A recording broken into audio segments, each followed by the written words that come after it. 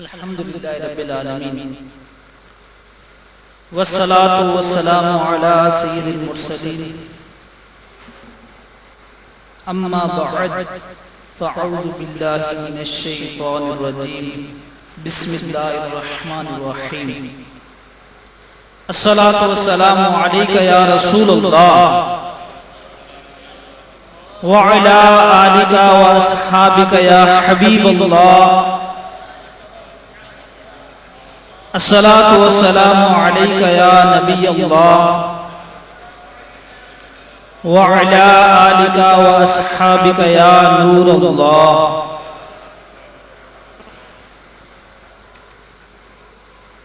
سرکار مدینہ راحت قلب و سینہ صاحب معطر و معمر بسینہ صلی اللہ تعالی علیہ وآلہ وسلم کا فرمان عالی شان ہے کہ جو روزانہ 1000 مرتبہ درود پاک پڑھے گا وہ مرے گا نہیں جب تک کہ جنت میں اپنا گھر نہ دیکھ لے۔ الحمدللہ ہم مسلمان ہیں اور ہم سب کی یہ خواہش ہے کہ مرنے سے قبل مجھے جنت میں گھر دکھا دیا جائے، تو سب کی خواہش تو یہ ہے، تو اس کو عملی جامہ پہنانے کے لیے ہمیں روزانہ 1000 مرتبہ درود پاک پڑھنا ہوگا۔ اگر ہم روزانہ 1000 مرتبہ درود پاک پڑھنے کے عادی بن گئے تو انشاءاللہ مرنے سے قبل جنت میں اپنا گھر دیکھیں گے۔ پیارے اور میٹھے میٹھے محترم اسلام بھائی، آج ہم اپنے آصف اتاری ان کی نکاح کے تقریب میں حاضر ہیں۔ آپ نے ایک حدیث پاک سنی ہوئی ہے کہ علم حاصل کرنا ہر مسلمان پر فرض ہے۔ یہ حدیث پاک تقریباً ہمارے بچوں کو بھی معلوم ہے، ہر گھر کے اندر معلوم ہے کہ علم حاصل کرنا ہر مسلمان پر فرض ہے۔ جب یہ حدیث پاک سیدی اعلیٰ حضرت امام اہل سنت مجدد دین و ملت مولانا شاہ امام احمد رضا خان علیہ رحمت الرحمن کے پاس سوال کیا گیا کہ علم حاصل کرنا ہر مسلمان پر فرض ہے، اس سے کون سا علم مراد ہے؟ تو آپ نے اس کی وضاحت فرمائی، اس کی مکمل تشریح فرمائی، اور آپ نے ارشاد فرمایا کہ اس حدیث پاک میں سب سے پہلے جو مفہوم مراد ہے، سب سے اعلیٰ، سب سے اولا، سب سے اکمل، سب سے اشمل، سب سے اجمل علم ہے وہ اپنے ایمان کی حفاظت کے لیے عقائد کا سیکھنا، کہ ہمارا اللہ کے بارے میں کیا نظریہ ہے، اللہ کے رسولوں کے بارے میں کیا نظریہ ہے، اللہ عز و جل کے ملائکہ کے بارے میں ہمارے کیا عقائد ہیں، جنت ہے، دوزخ ہے، حشر، قبر، جن و بشر، یہ سارے ہمارے عقائد سے متعلقہ ہے اور ان کا سیکھنا ہر مسلمان پر فرض۔ پھر جب بالغ ہوا تو اس پر نماز فرض ہو گئی، تو نماز کی مسائل سیکھنا فرض۔ پھر رمضان شریف کا مہینہ آیا تو روزے فرض ہو گئے، تو روزوں کے مسائل سیکھنا فرض۔ پھر مزید مال جمع ہونا شروع ہوا تو اب زکوٰۃ فرض ہو رہی ہے، تو زکوٰۃ کے مسائل سیکھنا فرض۔ اسی طرح زیادہ مال جمع ہو چکا تو اب اگر وہ صاحب استطاعت بن رہا ہے تو حج کرنا فرض ہو گیا، تو حج کے مسائل سیکھنا ضروری۔ اور جیسے بڑا ہوا اور اس عمر کو پہنچ گیا کہ نکاح کا وقت آ گیا، جیسا کہ عموماً جو نکاح کی عمر ہوتی ہے وہ بالغ ہونے سے لے کر تو 30-35 سال تک کی عمر میں نکاح ہو جاتا ہے، تو جب اس عمر کو پہنچے تو اب اس پر نکاح کے مسائل سیکھنا بھی فرض ہو جاتا ہے۔ اب جتنے بھی نوجوان اسلامی بھائی ہیں یا اسلامی بہنیں ہیں، ان کو اپنے اوپر غور کرنا ہوگا کہ میں اس وقت اس عمر کو پہنچ چکا ہوں کہ میرے اوپر نکاح کے مسائل سیکھنا فرض، کہ بعض صورتوں میں نکاح کرنا یہ فرض ہوتا ہے، بعض صورتوں میں واجب، بعض صورتوں میں نکاح کرنا سنت ہوتا ہے، بعض صورتوں میں نکاح کرنا حرام بھی ہوتا ہے۔ اب میرے لیے کیا ہوگا کہ میرے اوپر نکاح کرنا اس وقت فرض ہے، واجب ہے، سنت ہے، مکروہ ہے یا حرام ہے؟ تو جب اس عمر کو پہنچے جب کہ نکاح کا وقت آ چکا ہو تو اب نکاح کے ساتھ ساتھ طلاق کے مسائل سیکھنا بھی فرض ہے کہ کس صورت میں طلاق دی جائے، کس صورت میں طلاق دینے سے اپنے آپ کو کنٹرول کیا جائے. اس میں بھی شریعت نے اس کی واضح صورتیں بیان کر دی. کم و بیش اس وقت 200 ایسے الفاظ ہیں جن سے طلاق واقع ہو جاتی ہے، لیکن ہم مسلمانوں کو اس کے بارے میں علم نہیں. تو اس میں ایک چونکہ اکثر یہاں پر اسلام میں جو بیٹھے ہوئے شاید شادی شدہ ہوں گے، تو صرف اس مسئلے کی طرف توجہ دلاؤں گا کہ جب بھی گھر میں جھگڑا ہو جائے اور غصہ آ جائے تو اس صورت میں آپ کبھی بھی گھر میں نہ رہیں، گھر سے نکل جائیں گا. اور اگر بالفرض بہت زیادہ غصہ آ چکا ہے اور آپ کا گھر میں اپنے گھر والوں سے نباہ نہیں ہو رہا، تو اس صورت میں اگر آپ چاہتے ہیں کہ میں اب گھر میرا آباد نہیں ہو سکے گا اور جدائی کا وقت قریب آ چکا ہے، تو اس صورت میں احسن ترین طلاق دینے کا شریعت نے حکم دیا. قرآن پاک میں بھی اس کی ترغیب دلائی گئی ہے اور ساتھ ساتھ احادیث مبارکہ میں بھی اسی کی وضاحت کی گئی ہے. فقہاء نے بھی اسی کو بیان فرمایا ہے کہ اگر گھر میں جھگڑا ہو جائے تو صرف احسن ترین طلاق، کہ قرآن پاک کا حکم ہے یا تو اچھے طریقے سے رکھو یا اچھے طریقے سے چھوڑ دو. اب ہم اچھے طریقے سے رکھ سکتے ہیں کہ گھر میں جھگڑا ہو چکا، گھر میں فساد ہو چکا، فتنہ پیدا ہو چکا، آپس میں ناراضگیاں اور ناچاکیاں ہو چکی ہیں اور طلاق دینے کا وقت آ چکا ہے، تو اب سب سے پہلے ہمیں علماء سے رجوع کرنا چاہیے کہ مجھے اب کیا کرنا چاہیے، تاکہ آپ کو مشورہ دیا جائے کہ کبھی بھی طلاق نہ دیں. اگر طلاق دینی پڑ جائے تو کون سی طلاق دینی چاہیے؟ احسن ترین طلاق. اور احسن ترین طلاق یہ ہے کہ ایسی صورت میں طلاق دی جائے کہ جب عورت بالکل پاک ہو اور اس پاکی کے حالت میں بندہ اس کے قریب بھی نہ جائے اور پھر اس کو اپنی زبان سے یوں کہے کہ میں تجھے ایک طلاق دیتا ہوں، ایک طلاق. اب بعضوں کو جب یہ بتایا جاتا ہے کہ ایک طلاق دی جائے تو وہ آگے سے یہ کہتے ہیں کہ کیا ایک بھی طلاق واقع ہو جاتی ہے؟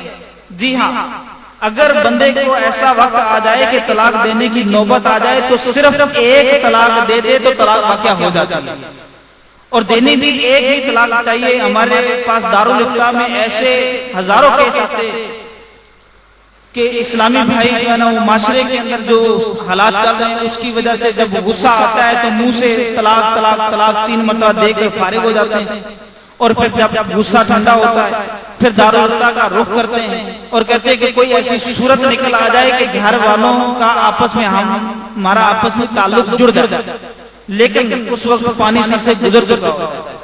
تو آپ سب کو اگر یہ مسئلہ ابھی معلوم ہو چکا کہ جب بھی طلاق کی نوبت آئے تو صرف ایک طلاق دی جائے، اور یہ مسئلہ اب آپ نے تمام دیگر مسلمانوں تک پہنچانا ہے کہ ایک طلاق بھی واقع ہو جاتی ہے. اس کی صورت ہے کہ ایک جب بندہ یہ کہتا ہے کہ میں تجھے ایک طلاق دیتا ہوں تو اس صورت میں اس کو ایک طلاق ہوگی. جب اس کی 3 مرتبہ اس کو جو عدت ہوتی ہے وہ گزر جائے گی، ماہواری آئے گی، عدت گزر جائے گی، تو اب وہ اس کا نکاح ختم ہو جائے گا. جس سے چاہے نکاح کر سکتی ہے، دوبارہ واپس بھی آنا چاہے تو آ سکتی ہے، لیکن 3 طلاقوں کے بعد سارے دروازے بند ہو جاتے ہیں.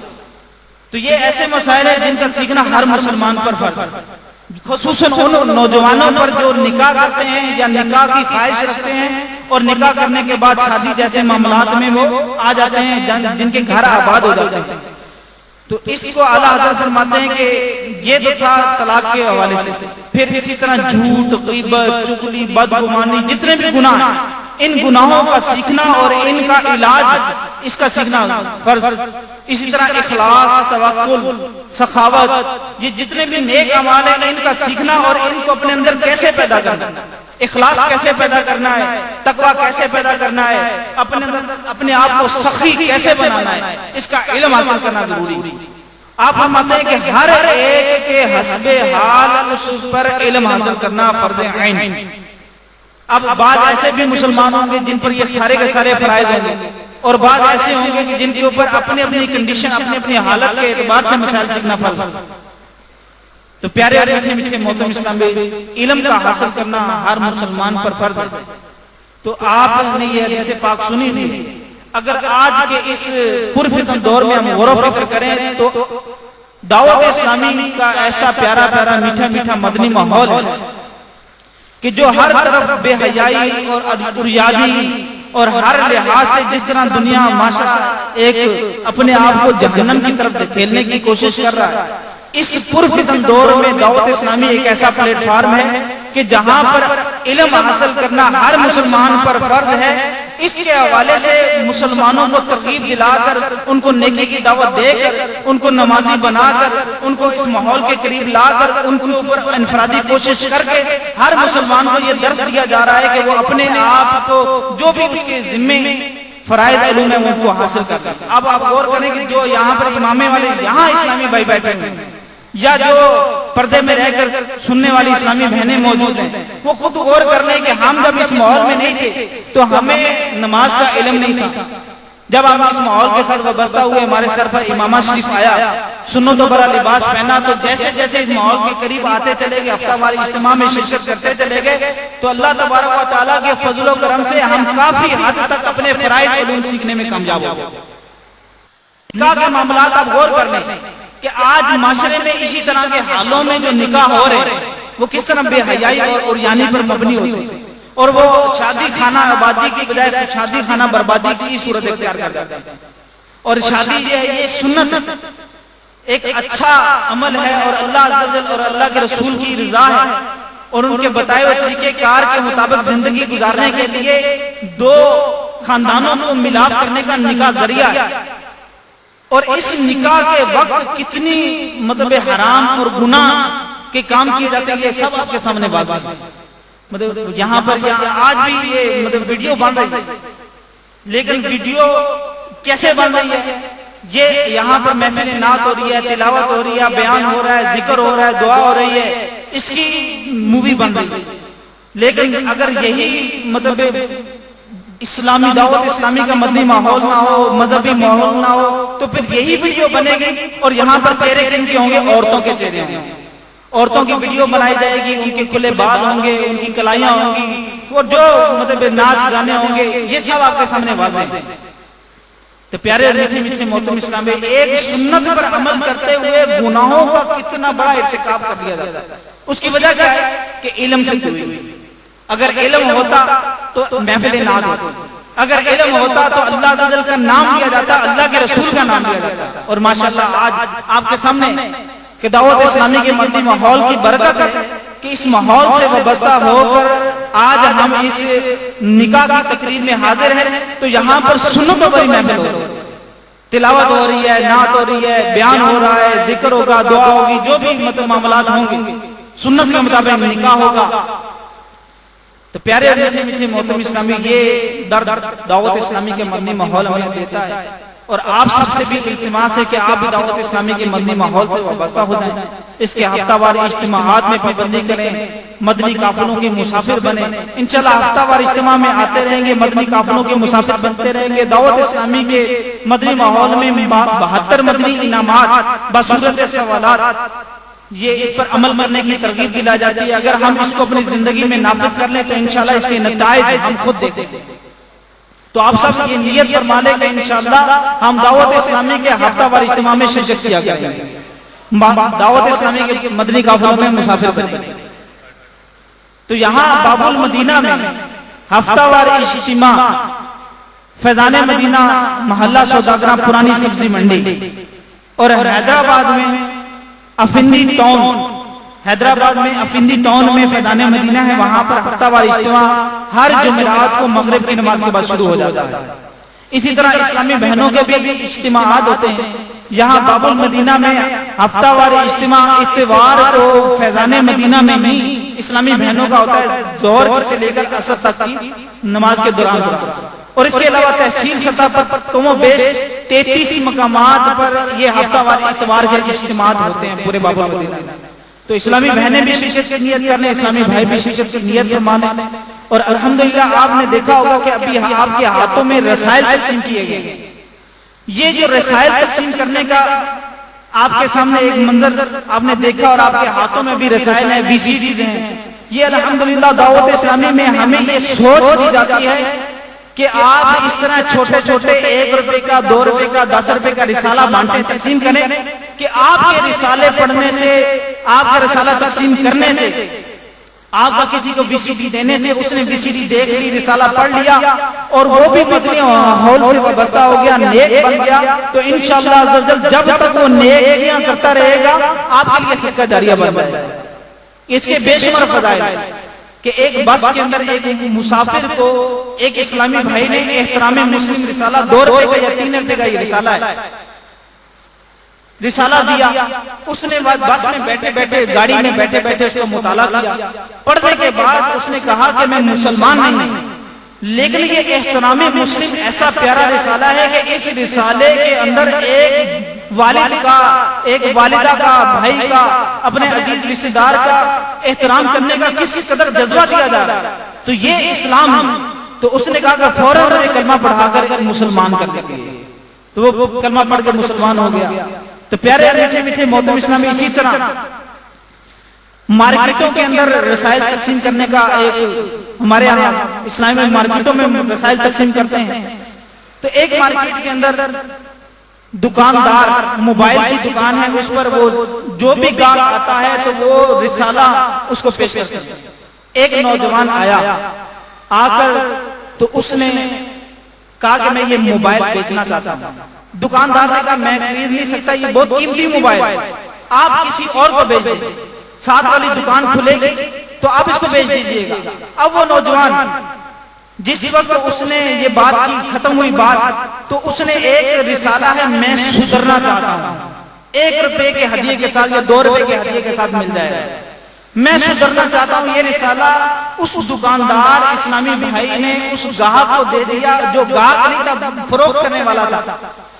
تو اب جب نماز کا وقت ہوا، اسلامی بھائی نے دکان بند کی، باہر نکلنے لگا تو دیکھا کہ فٹ پاتھ کے اوپر بیٹھا ہوا ہے، اس کی گود میں وہ رسالہ بھی رکھا ہوا ہے اور موبائل بھی رکھا ہوا ہے اور وہ رو رہا.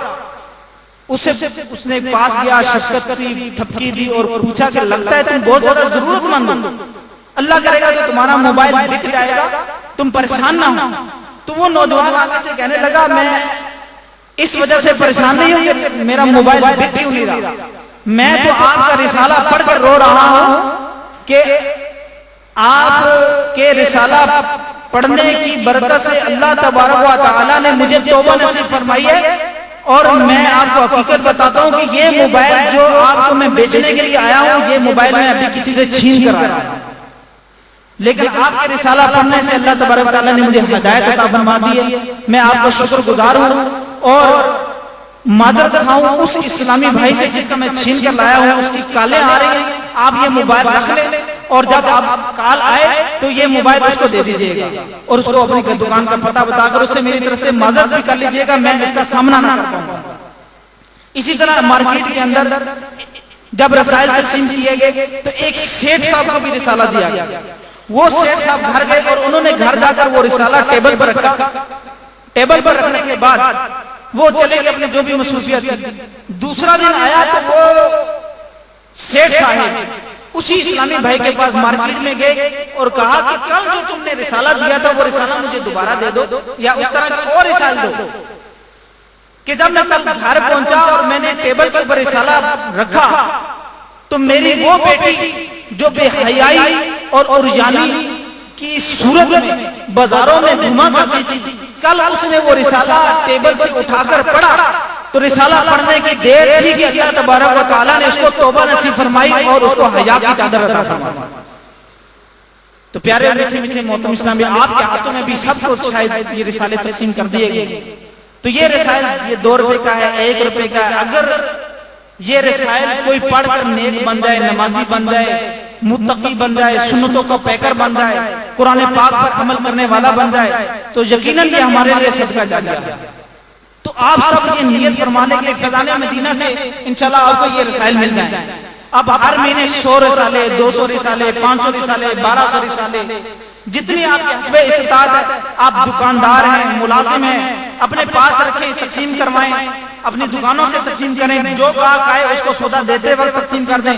آپ کے ایک رسالہ 1 روپے کا، 2 روپے کا یا 5 روپے کا رسالہ تقسیم کرنے سے اگر اس کی بگڑی سنور گئی تو انشاءاللہ ہمارے لیے آخرت کا سرمایہ ہو جائے گا۔ تو آپ تمام اسلامی نیت فرما لیں۔ اسی طرح VCDs بھی آپ کے ہاتھ میں، VCDs کی تو اتنی بہاریں آ چکی ہیں کہ دعوت اسلامی کے مدنی ماحول میں جب سے VCD چلی ہے، ویڈیو چلی ہے، اور اس پر امیر علیہ سنت اپنے جلووں کے ساتھ عوام کے اندر آئے ہیں، اور جہاں پر وہ اپنے جلوے بھی دکھا رہے ہیں اور اپنے ملفوظات بھی لوٹا رہے ہیں۔